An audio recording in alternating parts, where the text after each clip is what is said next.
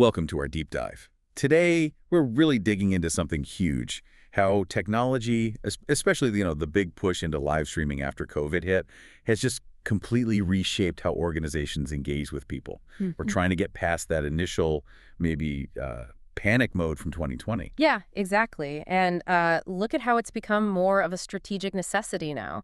And that urgency is why David Swisher's work is so relevant here. He gives us this fantastic metaphor, this framework, really. Storm chasing. Storm chasing, I like that. Right. The idea isn't to hide from the storm or pretend disruption isn't happening. It's about seeing the winds of change coming, actually preparing for them. You learn to navigate the chaos and, ultimately set things up so you can actually thrive in whatever the new environment is. That's a powerful image. And it captures that shift, doesn't it? Moving from just reacting in chaos to something more permanent, more planned.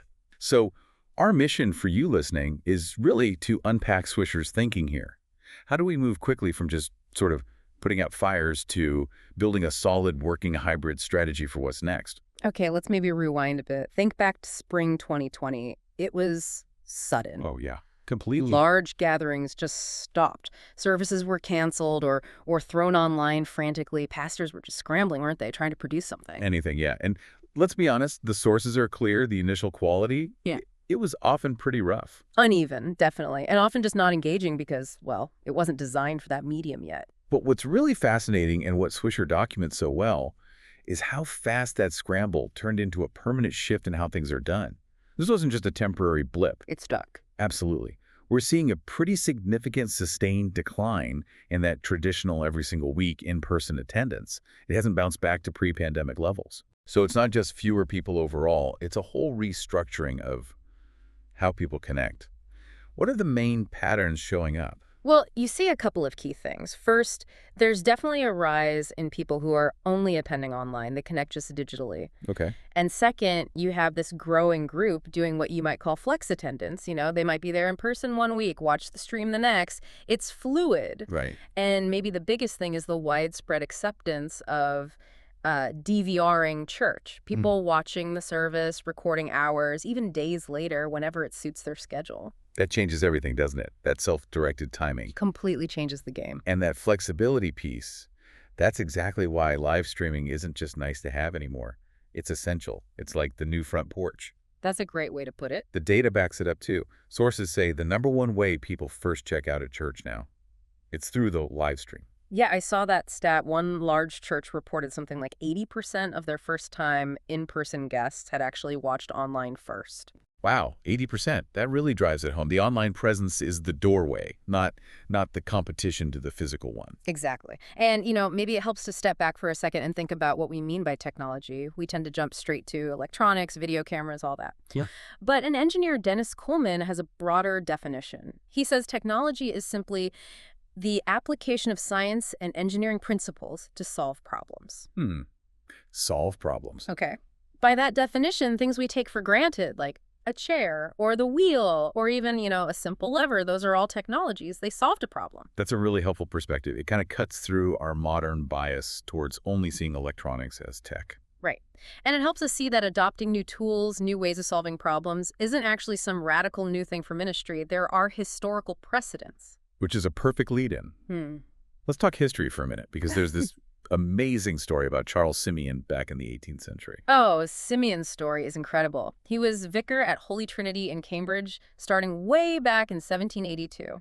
And he faced just unbelievable pushback. Tremendous opposition. Not just for his evangelical style of preaching, which was controversial enough then, but for basically everything he tried to do. His own church wardens were actively fighting him. I read they actually locked the doors of the pews so people couldn't sit down during his service. They did. Lock the pews. And when Simeon bought benches himself so people would have somewhere to sit, they literally threw them out into the churchyard. It was constant conflict against the old guard. Just incredible resistance. Okay, so here's the connection to technology. Simeon did something really innovative and pretty scandalous for the time. Yes, in 1793, he bought a barrel organ. A barrel organ. Explain what that was, because it sounds odd. It was basically a mechanical musical instrument. Think of it like a sophisticated music box, maybe. It played tunes automatically. But here's the thing. Back then, barrel organs were associated almost entirely with secular entertainment.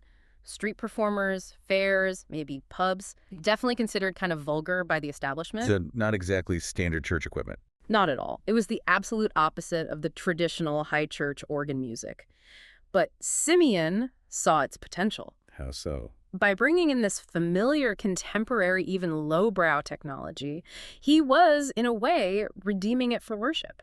He made the church's music more accessible, more relatable to ordinary people. Ah, so it lowered the barrier to entry. Exactly. It helped open the doors beyond just the wealthy elite who kind of controlled the church access back then. And the results were stunning. His ministry exploded. Attendance grew to over 1,100 people. It became this hub of spiritual revival. Wow.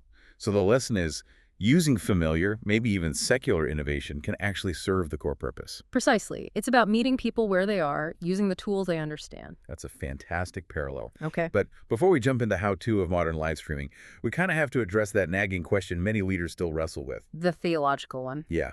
Is all this focus on tech, on screens, on digital connection, is theologically okay as it sound? It's a fair question and a really important one, because if the answer's no, then, well, the rest of the conversation is pointless. Right. But the sources we're looking at argue pretty strongly that technology itself is morally neutral. It's like a hammer, you can build a house or you can break a window. The tool isn't inherently good or bad, it's how you use it. Okay, neutral. And the Bible actually seems to affirm this. Think about the incredible detail and, frankly, engineering skill required to build Noah's Ark or the temple. These were massive technological undertakings for their time. So human ingenuity, creating things, that's not seen as bad. Quite the opposite. You could argue that the desire to create, to innovate, to solve problems, whether it's building an ark or designing an app, is part of reflecting the imago Dei, the image of God in us. Interesting. Plus, Scripture consistently shows God's presence isn't confined to one physical place. His power isn't limited by geography.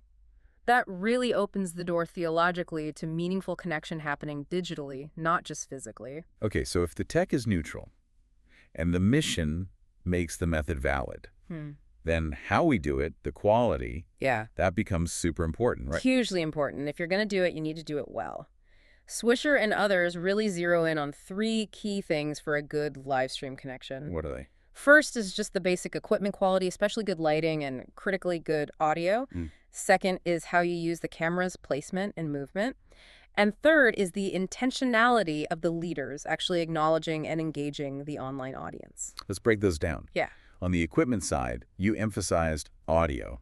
Why is that the big one? It's absolutely the deal breaker. Think about your own experience watching videos online. You'll probably tolerate lighting that's a bit off, maybe slightly grainy video if the content is compelling. Sure. But if you can't hear it properly, if the sound is muffled or there's a loud buzz or hum or the volume keeps jumping around, you're gone. You'll click away almost instantly. Yeah, you just can't engage if you can't hear clearly. Exactly. Which is why having a dedicated audio mix just for the live stream is so crucial. It needs to be monitored separately from the sound in the room itself. Often means having someone specifically managing that feed. Okay, dedicated audio mix. Got it. Yeah. What about cameras? You mentioned placement. What's the common mistake there? Oh, the classic mistake is the single, static, wide shot from the very back of the room, usually high up on a tripod. The security camera view. Pretty much. It just feels so distant, so impersonal. You can't see anyone's facial expressions clearly. It emphasizes the space between the viewer and what's happening, which kills any sense of connection or authenticity. Right, you feel like you're spying, not participating. Totally. A good stream needs to feel more dynamic. The camera view should follow the action. Get a close-up on the person reading or the soloist singing or the pastor when they're making a really important point. It needs to create that sense of intimacy people expect on their screens. That makes sense. Okay, so we've covered the tech basics audio first, then thoughtful camera work. We've accepted the shift is here to stay and is theologically sound. How do we translate all this into an actual strategy? Right. This is where Swisher's framework becomes really practical. He lays out 2 essential strategic steps. Step 1 is resist the panic. Resist the panic. Okay, this means consciously moving out of that crisis mode from 2020 and into deliberate planning. Leaders have to stop, wishing things would just go back to how they were before. Easier said than done sometimes. Sure. But part of resisting the panic is overcoming that mindset that sees online engagement as somehow competing with in-person attendance. It's not competition, it's just the new reality. Hybrid is the normal now. But isn't there a valid concern there? If people are just DVRing church, watching passively whenever, doesn't that undermine the whole idea of commitment and gathering together? That's the core tension, absolutely. And leaders are right to worry about passivity, which leads directly into Swisher's second strategic step: embrace the opportunity. Okay, resist the panic, then embrace the opportunity. Yes. And embracing the opportunity means developing a genuine hybrid ministry mindset. You can't just broadcast and hope for the best. You have to stop thinking of online folks as passive spectators. And start seeing them As active participants, people who are just as much a part of the community as those in the physical room. That sounds like it requires a lot more intentional effort. How do you actually do that? It does take intentionality, discipleship, connection. It has to go beyond just the Sunday morning live stream. So practical examples, maybe dedicated online small groups using Zoom or something similar, Okay. or maybe having a live Q&A session right after the service where the pastor specifically takes questions from the online chat, making them feel seen and heard. Right, direct engagement. And to tackle that DVRing issue, people watching later, you need ways to connect during the week, like that example of Pastor Jason you mentioned earlier. A weekly email newsletter. Yeah, where he summarized the sermon points but also included reflection questions or prompts for discussion. It keeps the conversation going, bridges that gap between Sunday viewing and Monday living. It fights against consumption-only mode. That makes a lot of sense. It keeps the engagement alive beyond the broadcast window. Exactly. And all of this, really, it ties back perfectly to that central metaphor we started with, storm chasing. Bring us back to that. The goal isn't to achieve technical perfection, right? Or to somehow stop the technological disruptions. You can't stop the storm. No. The point of the metaphor is that our job is to be faithful stewards of the tools we have now, to learn how to navigate the changes, maybe even anticipate them a bit, and prepare ourselves to engage effectively with confidence wherever people are gathering physically or digitally. It's about being present. Okay, so let's try and wrap this up. If we distill this deep dive down, the core takeaway seems clear.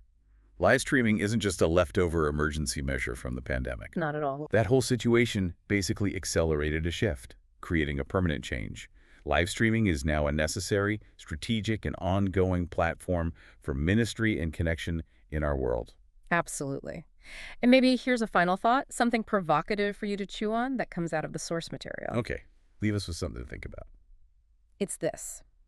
The sheer convenience and flexibility of watching services whenever you want, that DVR aspect we talked about, makes it really easy, maybe too easy, for people to start viewing worship as just another product to consume on their schedule. Like choosing a show on Netflix. Kind of, instead of seeing it as a commitment to participate in alongside others as part of a community. And that raises some pretty deep theological questions, doesn't it, about how we as believers are supposed to dedicate time, to sanctify time for God and for community in a world that's increasingly busy and demands everything be on our terms. Consumption versus commitment in a digital age. It definitely gives us something to reflect on.